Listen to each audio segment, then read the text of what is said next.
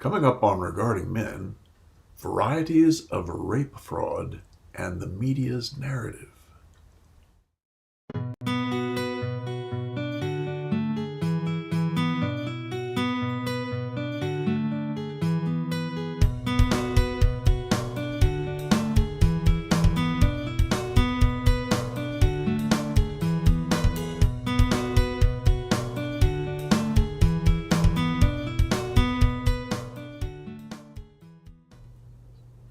Hey there! Welcome to Regarding Men, where we hold men in high regard and where red pill isolation comes to die. I'm Janice Fiamingo. I'm the author of the Fiamingo File, and I'm joined by my good friends Paul Elam of paulelam.com and Tom Golden of Men Are Good. Men are good. And we're talking about a number of stories today, and they're loosely connected, as I hope we will show. The first one is a fascinating story out of Oxford, England, and it's the story of a woman, an Oxford lawyer, who tried her darndest to destroy a man's life, to ruin his reputation, to destroy his livelihood, and to essentially, end any possibility of a career or happiness for the guy by accusing him, first of all, of sexual harassment, of threats, of rape, ultimately of a kidnapping attempt, which she staged, and a vicious stabbing, which she did to herself. She was finally convicted, and the headline of the story in a local Oxford paper says that she was given a life sentence, which I'm not quite sure why it says that. We can talk about that later, but it is a significant sentence. She's sentenced to prison for a minimum of 4 years. And which I think I'd have to say this is probably maybe the first case I've ever seen of false allegations where the punishment even somewhat fit the crime. It's probably also the first story about a convicted false allegationist where we didn't hear that this was a terrible thing because it was going to prevent other victims from coming forward. There are still some peculiarities in the telling of the story, and we'll get to those, but it wasn't as bad. I think I'd have to say it was probably the best article I've ever read on the conviction of a woman for making a false allegation. And in her case, it wasn't just one false allegation, it was multiple bizarre attempts at framing this man. Okay, so we'll deal with that first. Then we're also going to move to a couple of stories that have to do with something, and I don't think I'd ever heard of this before, that feminists call rape fraud or rape by deception.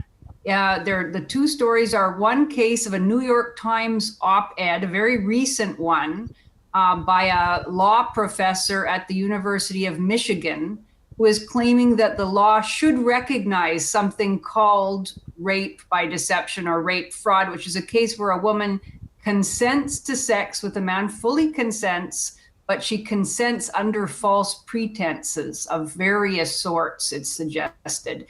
The case that's given, the example that's given in the story is a man who says he's not married, and it turns out he is married. So she can retroactively then take this man, to court, claiming that she was actually raped because the circumstances under which she consented were fraudulent.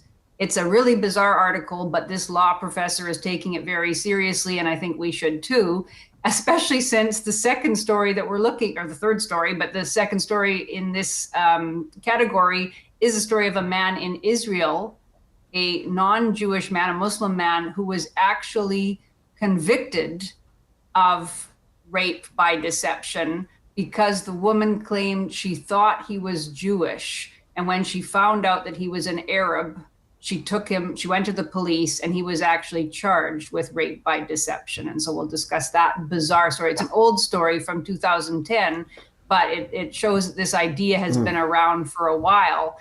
And I can see why feminists would find it a very attractive one.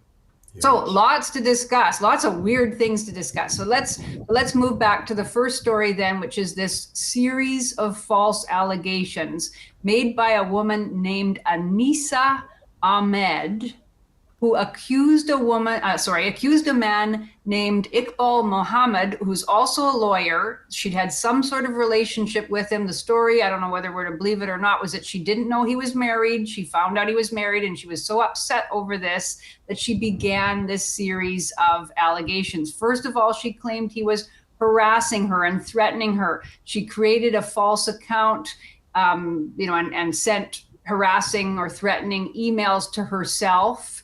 As a result of that, he spent some hours in jail until it was discovered that she herself had created the account.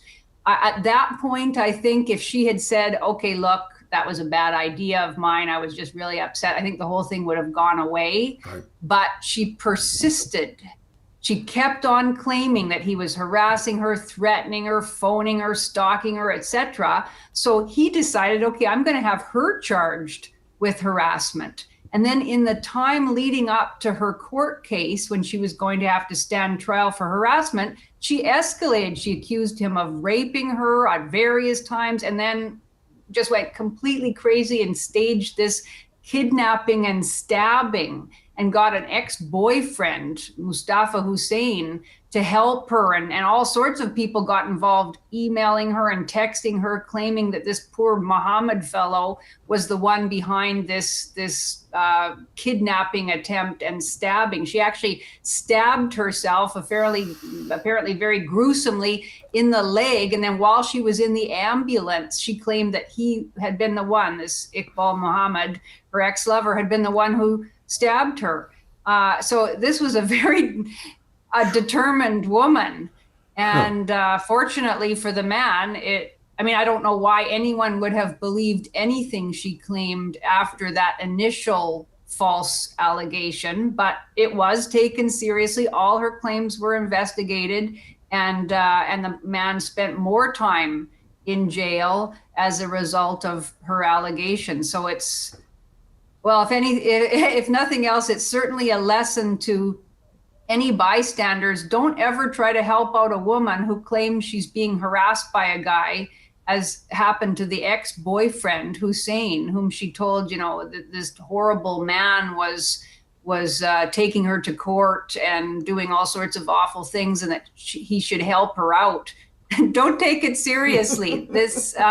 The lengths to which certain women will go when spurned are extraordinary. Yes.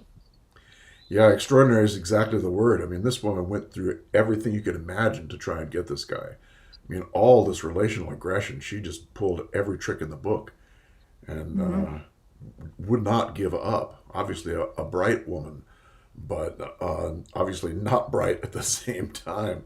She is a flip, just absolutely incredible. But the thing that strikes me about this article and this whole circumstance is that this woman actually got 4.5 years prison sentence.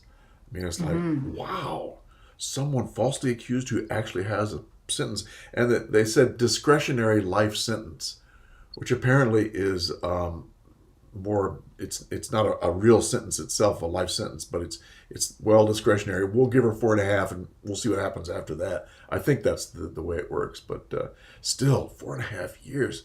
Yeah. That's pretty impressive, Yeah. And the judge actually did say, this is a very serious crime. There was none of that stuff about how this is going to prevent other victims from coming forward. And that's why it's a serious crime. You've really committed a crime against rape victims. He didn't say that. There is some weird stuff about the woman as victim, but primarily the judge said your actions were evil. Yes. He literally used those words, I think. You literally used that word, and the harm done to this man is extraordinary. Like, that was fully recognized by the judge in the judge's words and in the sentence that she was given. So for that reason, this is a really noteworthy case, I think. Yes. And it's a departure from the norm, that's for sure. Yeah. The typical disposition of cases like this. One thing that was missing from the story, or it may have been that I just didn't see it because I did scour as much as I could looking for it, is what to become of the ex-boyfriend who not only supported her, but participated in the scam. He wasn't just somebody who was giving her moral support as she was going through a legal trial. He actually phoned in threats on her behalf. But I couldn't find anything in the story because this guy needs to be in jail too. Yeah. I think if I'm remembering correctly, he got a suspended sentence and he was charged as a co-conspirator in an attempt to pervert the course of justice. So I don't whether one considers that adequate or not. It's hard to know because I think she had lied to him as well. And told him that she was absolutely being persecuted by this abusive man. And so maybe he thought he was doing the right thing, but I mean, he must have known it wasn't. He bought a phone in the other man's name and, used it, all this stuff. I mean, he needed his head examined. I suppose in his defense, one could say he was doing the chivalric thing. He thought he was helping out this woman who was being persecuted by a terrible man. But yeah, so he was charged and convicted, but I don't think he'll spend any time in jail. Probably not. But that's a shame. The other amazing thing, go ahead, Paul. No, you go ahead. Okay. The other amazing thing about this article is that, here we've got an article that you have to applaud and say, wow, that's actually good news for what we believe in. But at the same time, this particular article was written in such a way as to hold the perpetrator up and to make her look as good as possible and kind of ignore the victim. And it's really interesting. Let's look at a couple of the clips from this. Here's what she says. Her being jilted during the course of her relationship with Mr. Muhammad was a trigger. It's very much like the young child who cried wolf. She's now a woman who was driven to concoct false allegations of rape and has been found out. She's been driven. She's made herself vulnerable to future abuse like a young child. I mean, what? Oh, yes, she's the one that's vulnerable. They're comparing her to a young child. It's like, wow. Can you believe that? This is the perpetrator. This is not the victim. No, you can tell this is Erin Jane Prosser who wrote this, and you can tell that she's furious that this woman got in trouble for what she did. She is doing everything she can to pull this crazy bitch out of the fire, journalistically speaking. Yes. And that seems to be the agenda. She doesn't like the outcome of this trial at all. I think you're right. I think the other thing is that Miss Prosser, I believe, is very young. And it may be one of her first assignments. Who knows? But what tickles me is there's probably a battle going on between the editor who wrote the headline and the writer who writes the copy for the article itself, because the two are completely different. Oxford lawyer given life sentence, and then all of the stuff that she comes up with is like, oh my gosh. She has an inability to cope with rejection and feelings of betrayal, but it is likely that this behavior is a coping mechanism as a result of her diagnosis of emotionally unstable personality disorder. Yeah. And for those of you who don't know what that means, emotionally unstable personality disorder is another way to say borderline. Yes. Well, and I'm assuming that... Sorry, Paul, I didn't hear that. No, I just said I'm so shocked that she turned out to be BPD. It just, who would have imagined? Yes. Yeah. Indeed. And we got to say, just needs to be said. There's a lot of lessons in this. I do think it's a great story in that finally a false accuser getting some kind of severe comeuppance for their behavior. The article does at least reveal what we already know, that she's crazy. But there's another moral here that we can't miss out on. And guys, don't stick your dick in crazy. Yes. Just don't do it. This is danger. This guy was this close to being incarcerated himself. Well, had she that's not it. been so sloppy with her story and so openly, transparently false with what she was doing, this guy could have ended up in prison for 10 or 15 years. Like many other men are now. Like many men are now. Exactly. Yes. Yeah. I mean, that's a very good point, because I was thinking that, okay, well, maybe she's smart at some level, but I was thinking she also is extremely naive to think that she could, first of all, create a false email account and email herself threats, and that wouldn't be found out by investigators. I mean, even I know that would not work if you were trying it. And so, I mean, and if she had just stuck to the false rape allegations, which she followed up that initial attempt to claim he was harassing her. Yeah. That's very difficult to disprove, isn't it? If she had stuck to a credible sounding story, the man might well be in jail. Yes. It's sobering to think that he was essentially saved from that by the clumsiness of her own, and really the fanaticism of her own attempts to frame him. And arrogance. She thought she had gynocentrism on her side and nothing would stop her. And guess what? In any other scenario, she's absolutely right.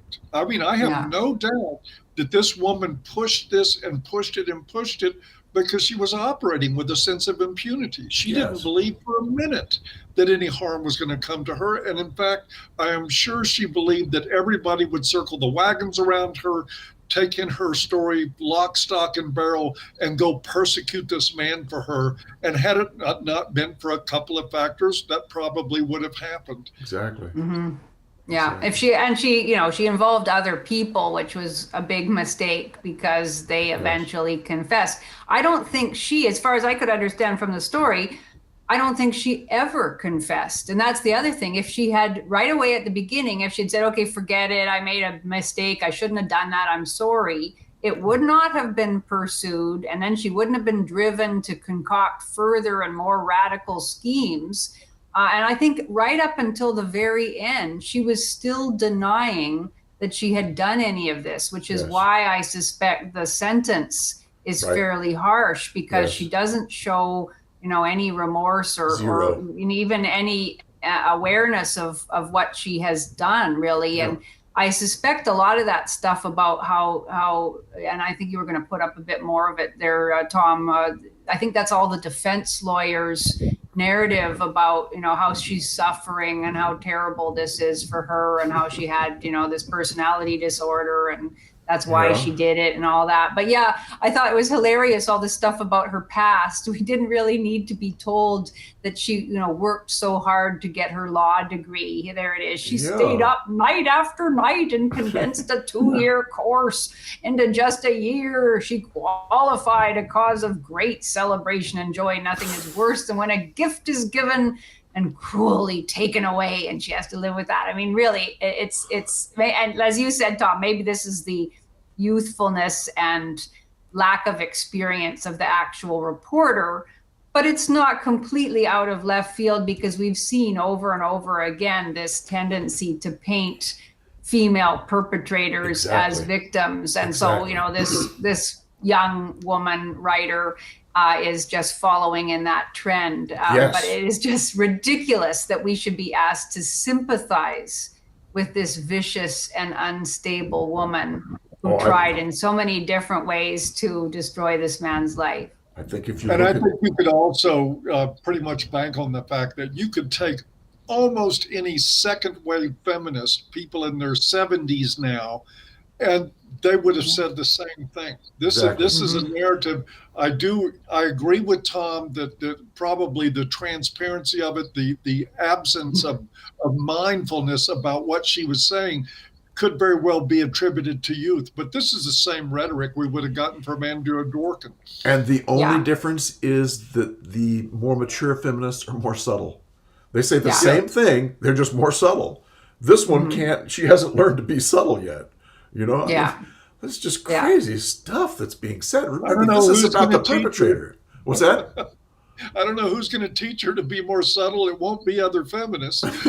Well, we can help a little bit. She lost her career. Get that from us. She approached her studies fastidiously and meticulously. I mean, it's like, you just can't make this stuff up. It's just unbelievable.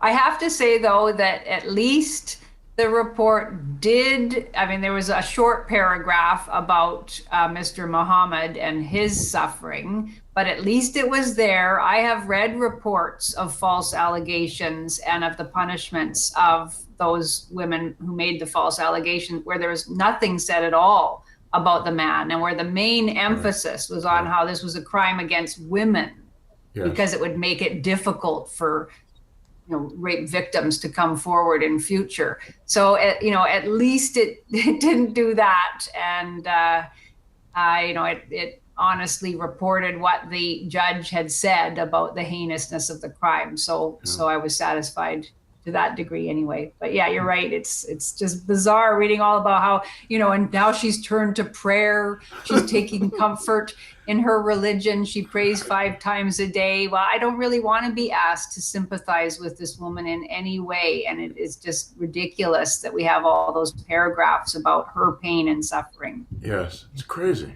Absolutely crazy. Yeah. Indeed. Should we go to the next one? Yeah, let's go to the next one. Let's go to the next one. Let's see. What are we going to do here? Seems to me that's the New York Times article, right? Yes. So this is assistant professor of law at the University of Michigan trying to spin some crazy idea about rape by deception or rape fraud. She says legal scholars have long debated this question. Well, it's true that some feminist scholars certainly have been very interested in widening and broadening the category of what can be counted as rape. I mean, we know that, and this has had renewed impetus in the Me Too era. But it's not a coherent argument in any way. This Summers, it's astounding to me that somebody can have a law degree, which I thought required some degree of rigorous analytical thinking, and write an article like this, where she says that being duped, as she puts it, into having sex with somebody because the guy in this case, the example she gives, claimed he wasn't married, but actually he was, or it could be expanded to various other kinds of scenarios, I guess, that is in some way similar to a doctor telling a patient that a certain kind of surgery is required and giving an explanation that is actually false, and then going ahead and doing the surgery that wasn't required. She gives that as a parallel example, or a police officer lying to somebody, claiming that they have to search a house under, with a certain rationale for why they have to search your home. You give consent, and then it turns out that rationale was a false one. These are contractual kinds of situations where obviously the lie invalidates legally the consent that's given, and she tries to make the case that that's the same as in a sexual erotic relationship if you've in some way been lied to. I mean, it's just so ridiculous. I mean, I don't even know how to begin, and I can't imagine the kinds of situations that it might be applied to. To what extent would feminists be willing to allow women to go to retroactively redefine a woman's yes as actually a no? I mean, all that stuff that we were told for all those decades about yes means yes and no means no. Oh, it turns out that actually women can't be trusted to know what they want and to mean what they say. They should be allowed to say yes, and then if they discover something about the man that they don't like, they can say, oh, I consented under false pretenses and I want him charged with rape. And feminist legal scholars think that that's perfectly acceptable. So the assumption is that women can't really make a good decision. That's right. And I would just wonder if maybe we should raise the age of consent for women to 30 or 40 or something like that, where they could make good decisions. Like maybe they should get to know a man. Is the horrible reality that this is precisely the intention of feminists. They want women to have the power to redefine every sexual interaction in Right. their lives Right. as an assault, as rape. So that any time if the man displeases her or doesn't act in a way that's in accordance with her wishes, she can pick any intimate moment they had and say that was a rape. But I've got a question about that. I mean, I got to say, I've been to bed with a couple of women who looked one way with their makeup on, and Yeah. then the next morning I got an eye full of them without their makeup, and I felt raped. Does that mean Exactly. I can call the cops? I think so, Paul. Why I not? hope so. You were Good cheated. Lord. Well, You were cheated, yeah. falsely led Yes, on. I was misled. I was absolutely deceived. I would not have slept with them if I knew what they really looked like. That's it. Yeah. Well, that does touch a sore point for me because I used to wear quite a lot of makeup to hide rather bad skin when I was younger. But I had a friend actually who, and I understood her impetus to do this. She at least the first year of her relationship with the man that she eventually married. I don't suppose she continued the practice forever, but she wore her makeup to bed, got up afterwards and washed it off, and then always got up before he was awake to reapply it and to jump back into bed. So I guess she was very aware of, yeah. So yeah, I mean, there's a whole can of worms to be opened there. Are we going to count push-up bras as deception? What happened to I'm on the pill when it turns out not to be? Is that going to be rape by deception? What if a woman lies about her age? Yeah, there's all sorts Very of good point. scenarios that could. Yeah. Of course, God people wrote forbid to. women never lie about their marital status to have sex. Right, of course. No, they only do. Yeah, they might occasionally, but that's because they really need. Their needs aren't being met in the marriage, so they're justified in going outside. And it is interesting because a number of friends in the men's rights movement sent me this article saying, this might actually backfire on women, precisely thinking, what about women who claim that they're on the pill or use some form of birth control and it turns out that they don't, wouldn't that count then as rape by deception?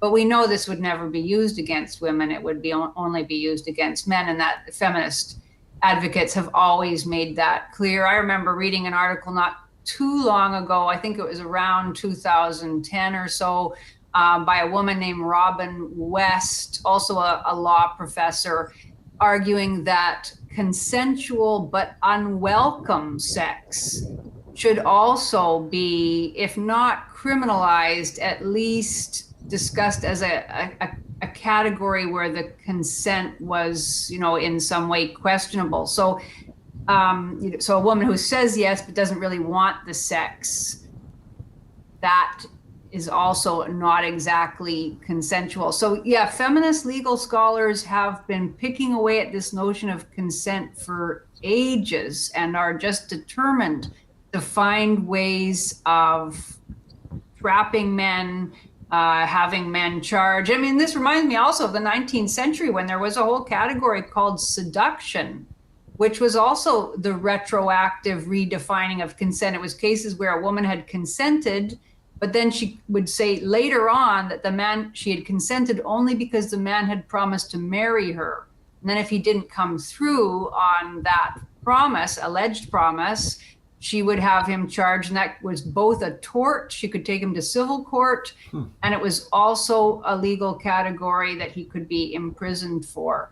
So this is another version of that, in a way, retroactively redefining the woman's yes as a no. Oh, it's a shame women just have no power whatsoever. Yeah.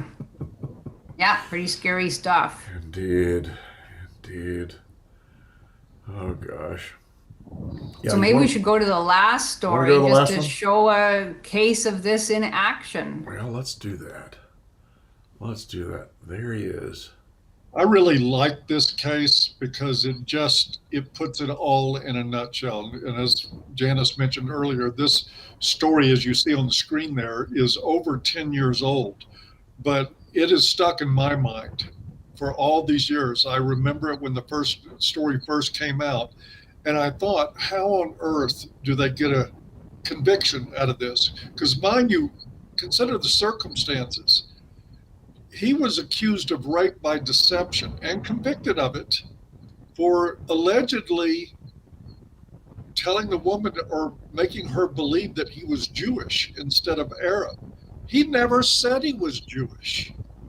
Right. She didn't Nowhere ask. was it even alleged that, and she didn't ask him. Right. She was fucking him 15 minutes after they met. And I mean, I'm surprised she had time to hear his name before they were getting it on.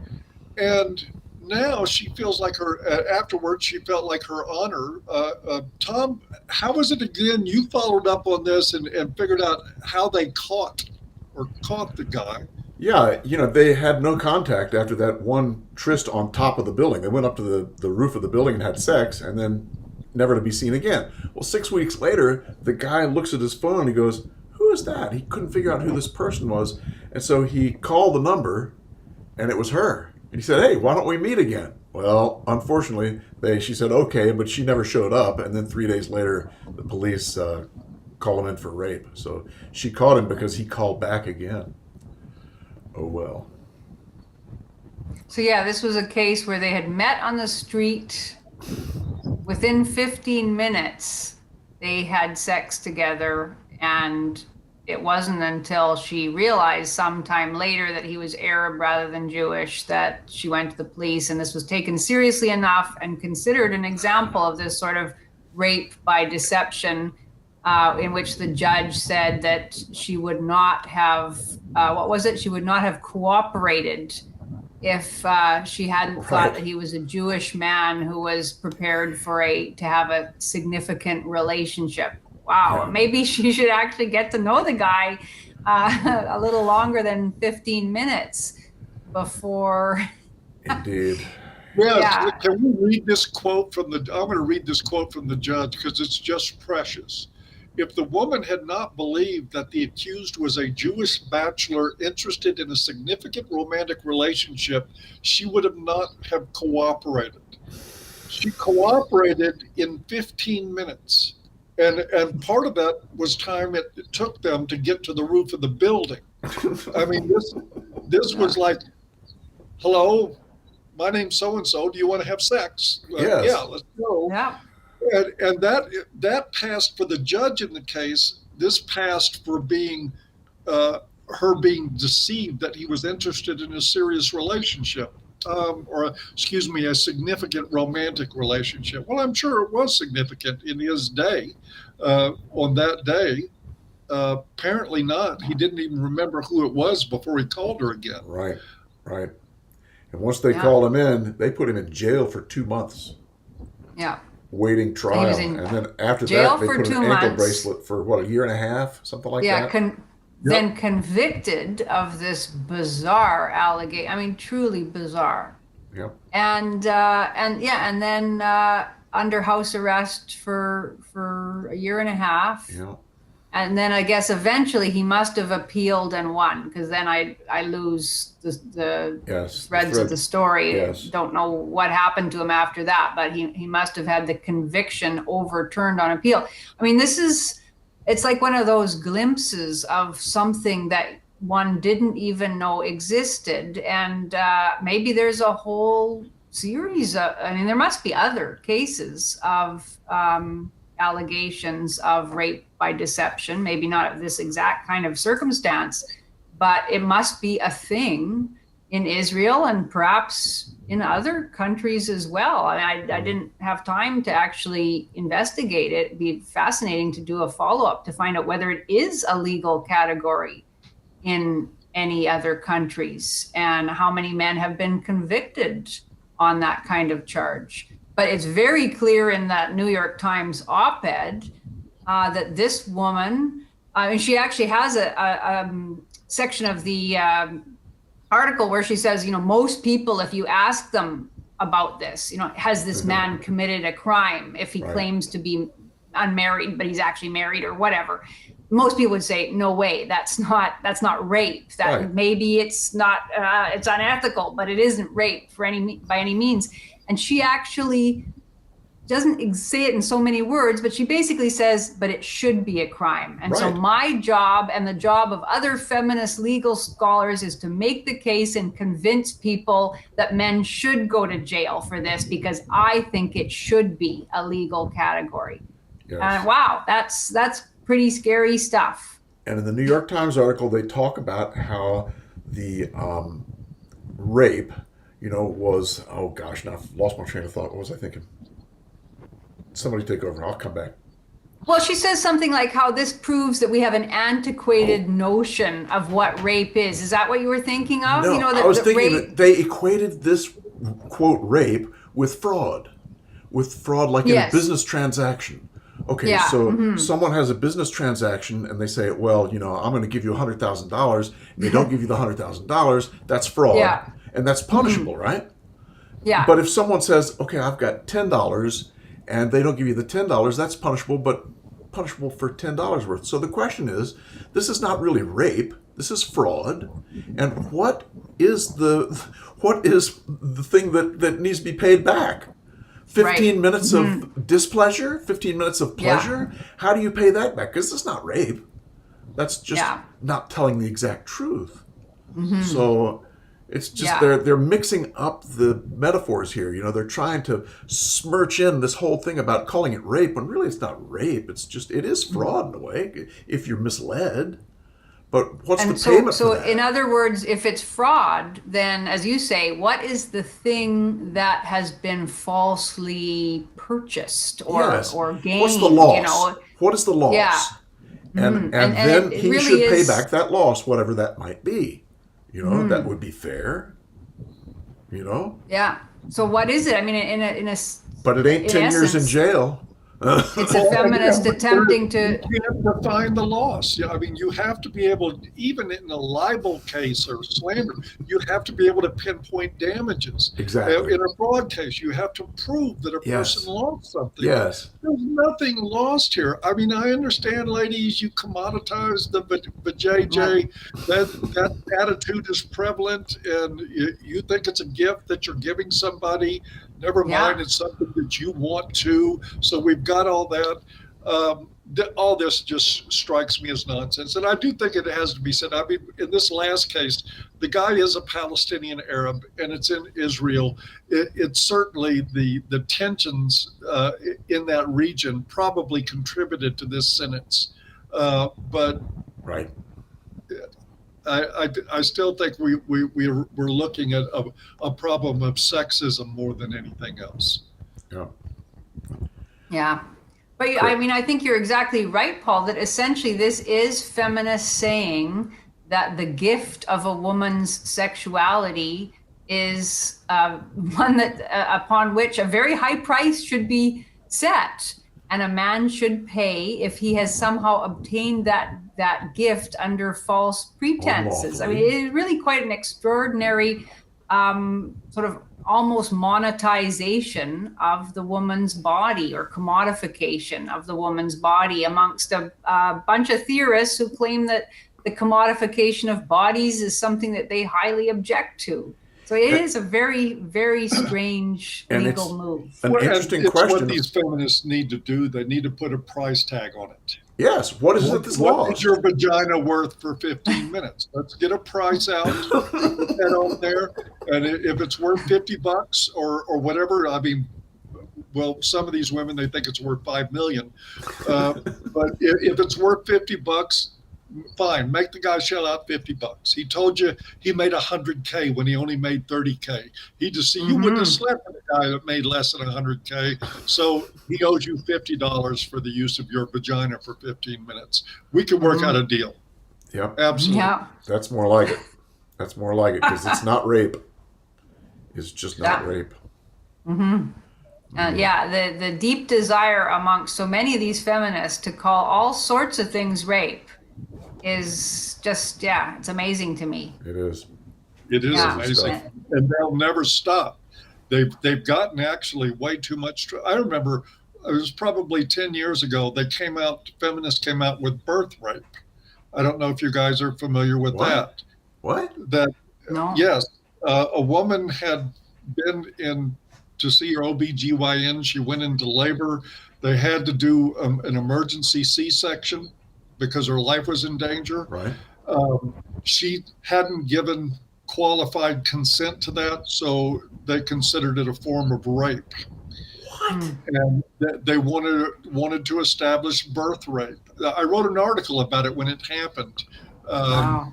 That's crazy. It's still on ABFM. I think the title is Birth Rape.